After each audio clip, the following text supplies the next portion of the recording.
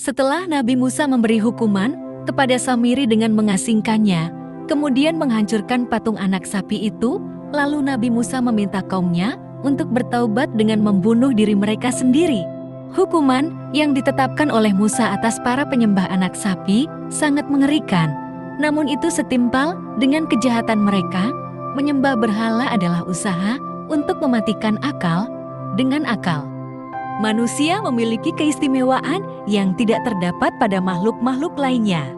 Dan mereka melakukan hal yang menyimpang dari ajaran Nabi Musa tanpa berpikir panjang, maka mereka pantas menerima hal tersebut. Kemudian datanglah rahmat Allah dan Allah menerima taubat mereka. Sesungguhnya Allah Maha menerima taubat dan Maha Pengasih. Akhirnya, kemarahan Musa mulai mereda. Musa ingat tugas utamanya, yaitu bahwa ia meletakkan papan-papan Taurat. Musa kembali mengambil papan-papan itu dan terus berdakwah di jalan Allah Subhanahu wa Ta'ala.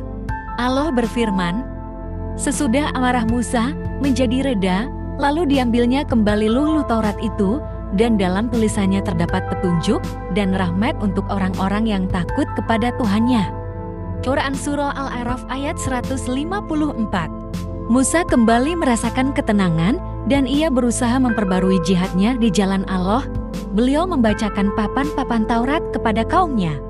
Awalnya beliau memerintahkan mereka agar mengambil hukum-hukumnya dengan penuh ketaatan dan tekad.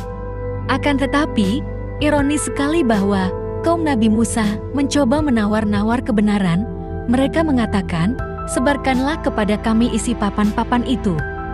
Jika perintahnya dan larangannya mudah, maka kami akan menerimanya. Musa berkata, kalian harus menerima apa saja yang ada di dalamnya, namun mereka terus melakukan tawar-menawar dalam hukum Allah. Akhirnya, Allah memerintahkan para malaikatnya untuk mengangkat gunung di atas kepala mereka, hingga gunung itu seakan-akan menjadi awan yang menyelimuti mereka. Allah berfirman, dan ingatlah ketika kami mengangkat bukit ke atas mereka, seakan-akan bukit itu naungan awan, dan mereka yakin bahwa bukit itu akan jatuh menimpa mereka. Dan kami katakan kepada mereka, peganglah dengan teguh apa yang telah kami berikan kepadamu. Serta ingatlah selalu amalkanlah apa yang tersebut di dalamnya, supaya kamu menjadi orang-orang yang bertakwa. Quran Surah Al-A'raf ayat 171. Dikatakan kepada mereka, jika kalian tidak menerima apa saja yang di dalamnya, maka gunung itu akan ambruk menimpa kalian. Mendengar ancaman itu, mereka pun menerimanya. Lalu, mereka diperintahkan untuk sujud dan mereka pun sujud. Mereka meletakkan wajah mereka di atas tanah. Mereka mulai melihat gunung dengan penuh ketakutan. Demikianlah bahwa kaum Nabi Musa tidak serta-merta berserah diri kecuali pada saat-saat kritis, di mana mukjizat luar biasa mampu menakutkan mereka dan menggetarkan hati mereka sehingga mereka sujud.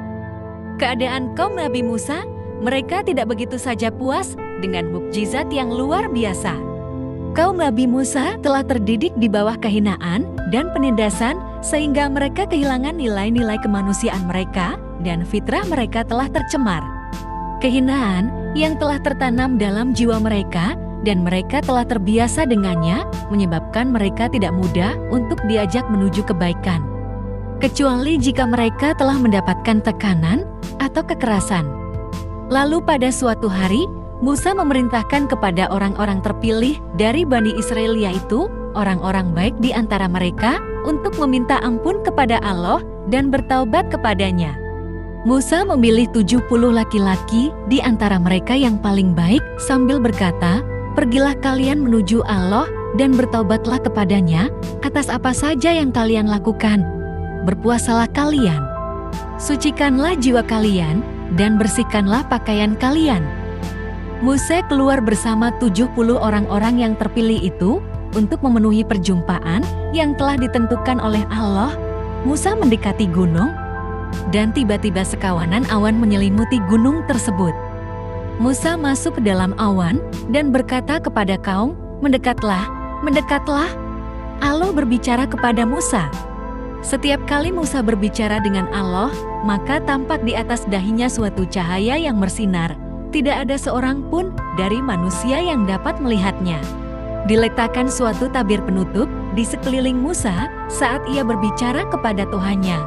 70 orang yang dipilih oleh Musa itu mendengar percakapan antara Musa dan Tuhannya.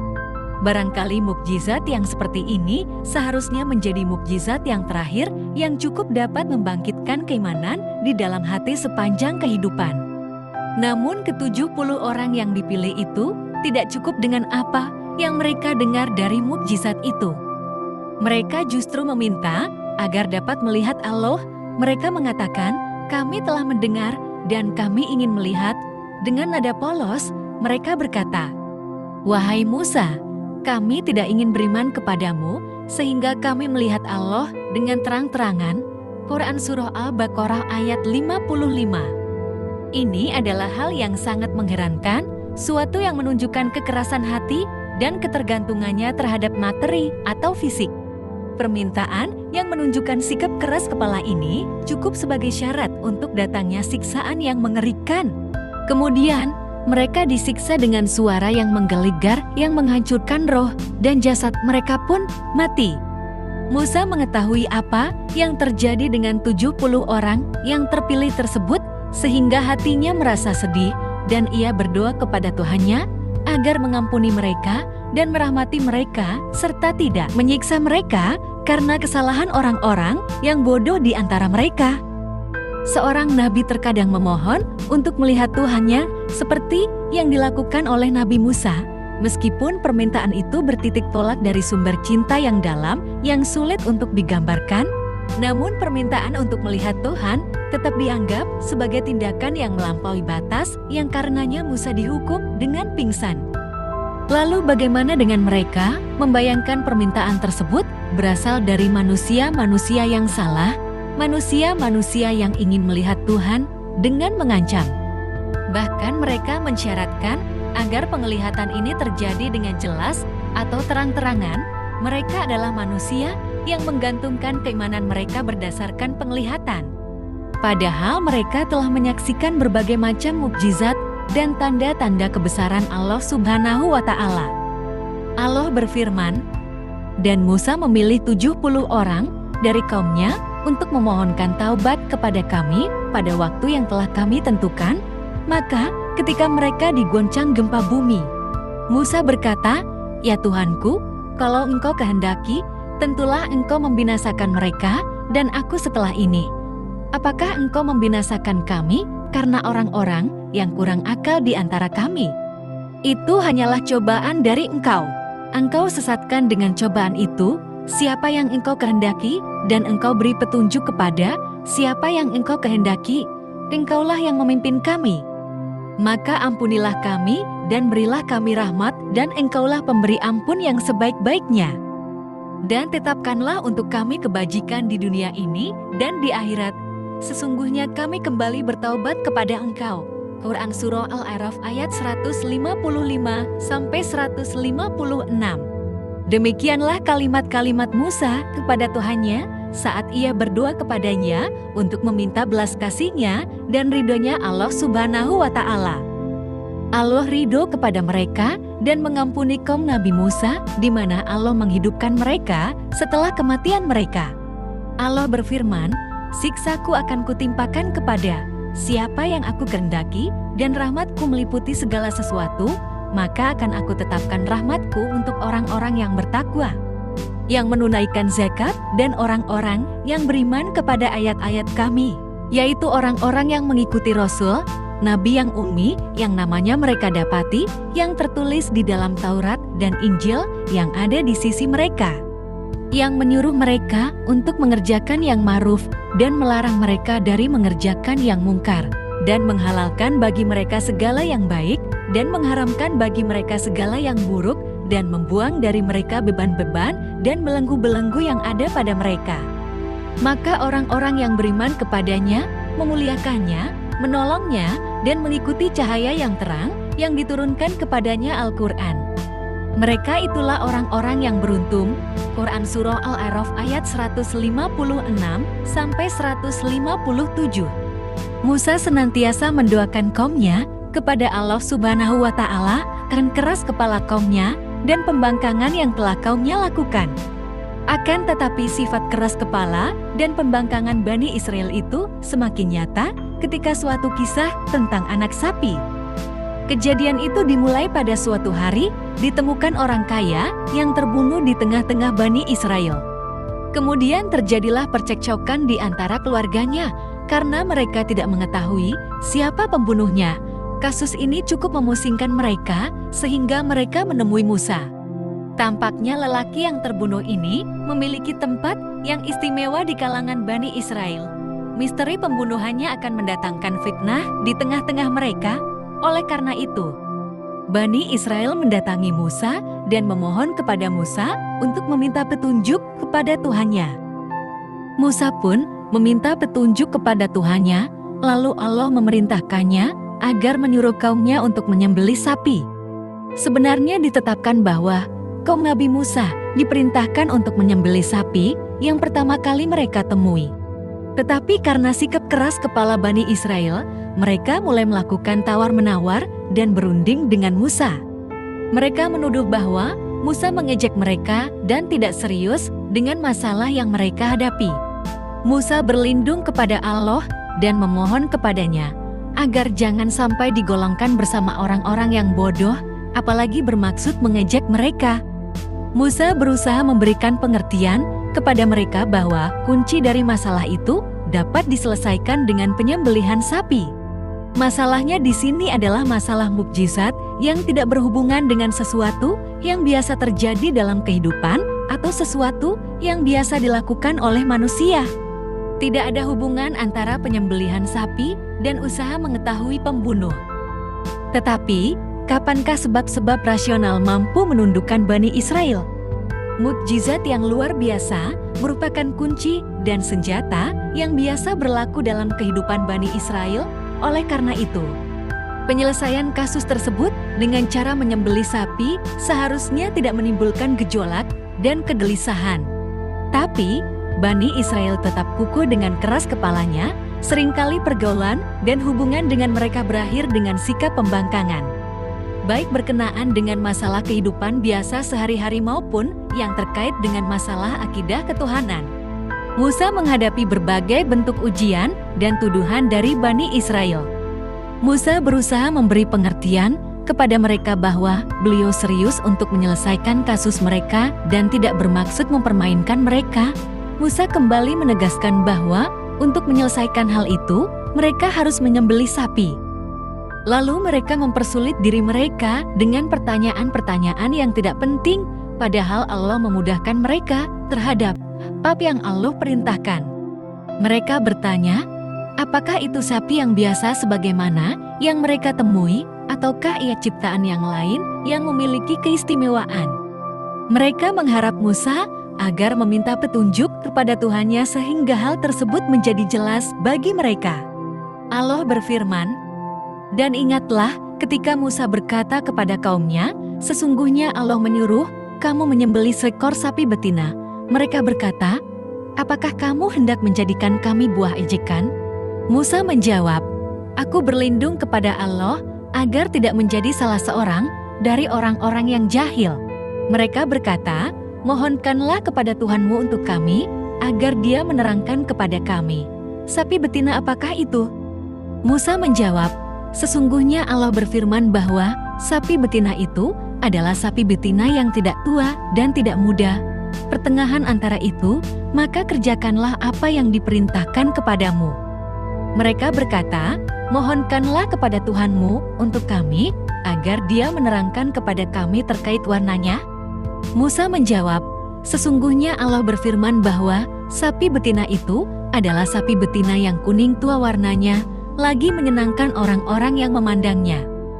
Mereka berkata, "Mohonkanlah kepada Tuhanmu untuk kami, agar Dia menerangkan kepada kami bagaimana hakikat sapi betina itu. Karena sesungguhnya sapi itu masih samar bagi kami, dan sesungguhnya kami insya Allah akan mendapat petunjuk untuk memperoleh sapi itu." Musa berkata, "Sesungguhnya Allah berfirman bahwa sapi betina itu adalah sapi betina yang belum pernah dipakai untuk membajak tanah dan tidak pula untuk mengairi tanaman, tidak bercacat." Tidak ada belangnya, mereka berkata, "Sekarang barulah kamu menerangkan hakikat sapi betina yang sebenarnya." Kemudian, mereka menyembelihnya, dan hampir saja mereka tidak melaksanakan perintah itu. Dan ingatlah ketika kamu membunuh seorang manusia, lalu kamu saling tuduh-menuduh tentang itu. Dan Allah menyingkirkan apa yang selama ini kamu sembunyikan. Lalu kami berfirman, pukullah mayat itu dengan sebagian anggota sapi betina itu. Demikianlah Allah menghidupkan kembali orang-orang yang telah mati dan memperlihatkan padamu tanda-tanda kekuasaannya agar kamu mengerti. Quran Surah Al-Baqarah ayat 67-73. Setelah Bani Israel mendapatkan sapi betina yang mereka persulit diri mereka sendiri, dengan itu mereka menemukan sapi itu yang dimiliki oleh seorang anak yatim. Lalu mereka membelinya dan menyembelihnya. Musa memegang ekor sapi itu lalu memukulkannya kepada orang yang terbunuh. Tiba-tiba orang itu bangkit dari kematiannya. Musa bertanya padanya tentang siapa yang membunuhnya. Lalu ia pun menceritakan kejadian sebenarnya, kemudian ia mati lagi. Bani Israel menyaksikan mukjizat penghidupan orang yang mati itu. Mereka mendengarkan dengan telinga mereka sendiri nama si pembunuh. Akhirnya, misteri pembunuhan itu tersingkap. Sikap kurang ajarnya Bani Israel terhadap Nabi dan Tuhannya membuat menyulitkan diri mereka sendiri. Al-Quran juga menyinggung terkait perkataan Bani Israel yang mengatakan, Tuhanmu kepada Nabi Musa. Seolah-olah hanya Nabi Musa yang mengimani Tuhannya dan mereka keluar dari penghambaan kepada Allah. Setelah mereka menyulitkan dan membuat Nabi mereka letih saat mondar-mandir antara menemui mereka dan menemui Allah, setelah mereka membuat Nabi mereka jingkal dengan pertanyaan seputar sifat sapi, warnanya, usianya, dan tanda-tanda khususnya. Mereka berkata kepada Nabi mereka, ketika beliau membawa kepada mereka sesuatu yang jarang sekali ditemukan, sekarang barulah kamu menerangkan hakikat sapi betina yang sebenarnya. Seakan-akan Nabi Musa sebelumnya bermain-main dengan mereka dan tidak serius, dan seolah-olah apa yang beliau katakan sebelumnya tidak menunjukkan kebenaran sedikit pun. Lalu, setelah mereka menemukan sapi yang diinginkan, mereka hampir saja tidak melaksanakan penyembelihannya, seolah-olah mereka mempermainkan perintah Allah. Ayat Al-Quran menunjukkan kepada kita akan sikap keras kepala mereka dan usaha mereka memperlambat atau menunda perintah Allah. Allah berfirman, "Hai orang-orang yang beriman, janganlah kamu menjadi seperti orang-orang yang menyakiti Musa." Maka Allah membersihkannya dari tuduhan-tuduhan yang mereka katakan. Dan adalah dia seorang yang mempunyai kedudukan terhormat di sisi Allah. Quran Surah Al-Ahzab ayat 69. Mereka cukup lama menyembah berhala. Bani Israel telah menyakiti Musa dengan siksaan yang berat, di mana siksaan itu tidak hanya berkisar pada penentangan dan sikap kebodohan serta penyembahan berhala. Bahkan mereka pun tidak segan-segan menyakiti pribadi Musa. Lalu Allah menyiksa mereka dengan cara menyesatkan mereka. Mereka mengalami kesesatan selama 40 tahun penuh, kemudian satu generasi musnah, generasi yang kalah dari dalam. Lalu lahirlah di tengah-tengah kesesatan itu generasi yang baru. Generasi yang tidak pernah melakukan kehinaan, generasi yang tidak pernah merasakan tekanan dan didikan Fir'aun, generasi yang tidak pernah menyembah berhala, generasi yang tidak pernah lumpuh rohnya karena kehilangan kebebasan, generasi yang masih sehat jiwanya, generasi yang siap untuk membela harga dirinya dan kemuliaannya, generasi yang tidak berkata kepada Musa, "Pergilah engkau bersama Tuhanmu untuk berperang, sedangkan aku hanya duduk-duduk di sini." Generasi yang menegakkan nilai-nilai kebenaran sebagai wujud pembelaan terhadap agama tauhid. Akhirnya, generasi ini lahir di tengah-tengah 40 tahun masa kesesatan. Akan tetapi Musa harus menjalani suatu takdir, yaitu Nabi Musa meninggal secara damai dan mulia. Nabi Musa rindu untuk melihat wajah Allah Subhanahu wa Ta'ala. Nabi Musa meninggal dunia sebelum memenuhi suatu tugas, yaitu menaklukkan suatu negeri yang dulu sempat ingin diperangi, akan tetapi kaumnya menolaknya. Sehingga lahirlah generasi baru yang akan melanjutkan tugas Nabi Musa, yang dipimpin oleh murid pilihan Nabi Musa dari kalangan kaumnya sendiri yaitu Yusha bin Nun.